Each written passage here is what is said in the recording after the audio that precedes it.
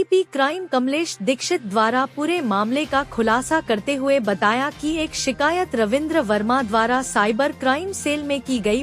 पीड़ित रविंद्र ने बताया उनको एक कॉल आई, कॉल पर उनको डिजिटल अरेस्ट कर उनसे 47 लाख वसूले गए। रविंद्र की शिकायत पर साइबर क्राइम टीम उन आरोपियों की गिरफ्तारी के प्रयास में जुट गई।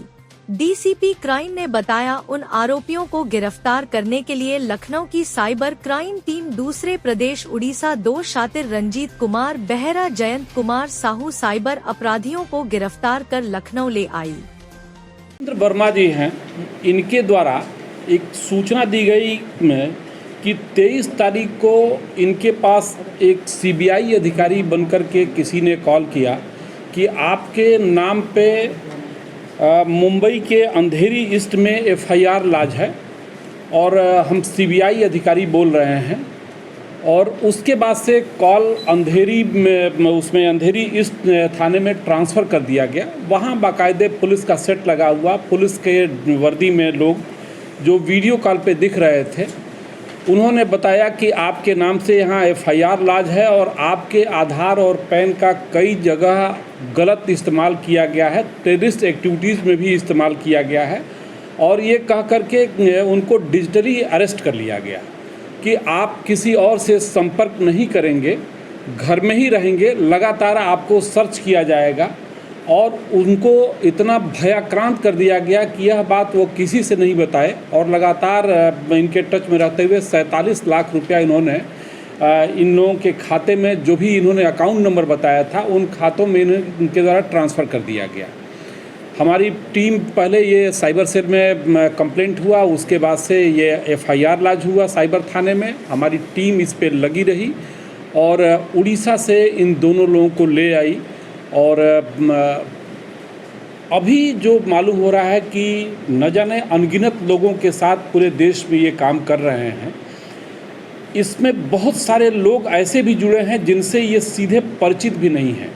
अकाउंट में पैसा लेने के बाद से तत्काल ही इनके द्वारा ये पैसा दूसरे अकाउंट्स में ट्रांसफ़र कर दिया जाता है।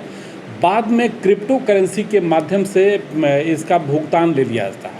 तो बहुत सारे अकाउंट्स में किया गया। जब अभी चूँकि हम लोग के पास आज ही ये लोग इनको लाया, इनको टीम लाई है, इतना अभी मौका नहीं मिला कि सारी जितना वो किया गया।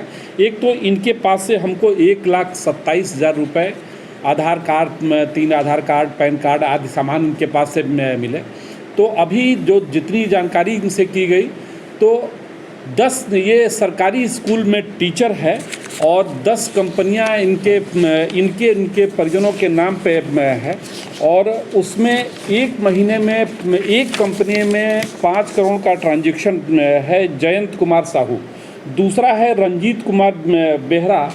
यह इसके अकाउंट में भी पर डे लगभग 5 लाख रुपए, लगभग कभी 2 लाख, कभी 4 लाख, कभी 6 लाख, कभी 8 लाख, एवरेज लगभग 5 लाख इसके अकाउंट में डेली आता है। कभी ये इनके अनुसार जो लोग भी ये अमाउंट ट्रांसफ़र करते हैं, कोई राजस्थान का बताता है, कोई हरियाणा का, कोई दिल्ली का, ये खुद मिला नहीं है इसके अनुसार। और इनके अकाउंट में पैसा आता है और उसके बाद से फिर ये क्रिप्टो करेंसी के माध्यम से संबंधित के पास पहुँचता है। तो ये अभी इसमें बहुत सारे और लोग भी, कई प्रदेशों के लोग जुड़े हुए हैं, जिस पे हमारी टीमें लगातार वर्क कर रही हैं। देश के बहुत सारे हिस्सों में इनके द्वारा इस तरह का कार्य किया गया है। आज ये साइबर सेल और साइबर थाने को एक बहुत अच्छी कामयाबी मिली है और इन गैंग्स के बारे में बहुत सारी सूचनाएं मिली हैं। और बहुत सारे कई प्रदेशों से भी फ़ोन कॉल्स आ रहे हैं जो इनके बारे में जानकारी कर रहे हैं, इसलिए कि और भी प्रदेशों से लोग इनके पीछे लगे हुए थे। पर इनको अरेस्ट करने में लखनऊ की टीम को कामयाबी मिली है। अभी विस्तृत जानकारी और इनसे पूछताछ के बाद की जाएगी, जब इनको पुलिस कस्टडी रिमांड पर लिया जाएगा। अन्य चीज़ें अभी संकलित की जा रही हैं। ये डिटेल्स थे। लाभ के चक्कर में न आवे और कोई डिजिटल अरेस्ट अगर कोई आपको घर पे अरेस्ट करने की बात करता है तो ये मान के चलिए कि वो 100% फेक है, गलत है, आपसे पैसा लेने के लिए ये काम उसके द्वारा किया जा रहा है। तो इसमें सतर्क और सजग रहने की आवश्यकता है। अगर सिर्फ आप सतर्क रहेंगे तो निश्चित रूप से इस तरह की घटनाएं आपके साथ नहीं होंगी। सर आखिरी सवाल ये है, और ये बात सही है कि ये बातचीत करने में बहुत ही निपुण होते हैं। सामने वाला नामली बहुत अच्छे लोग जो पढ़े लिखे लोग भी इनके झांसे में आ जाते हैं।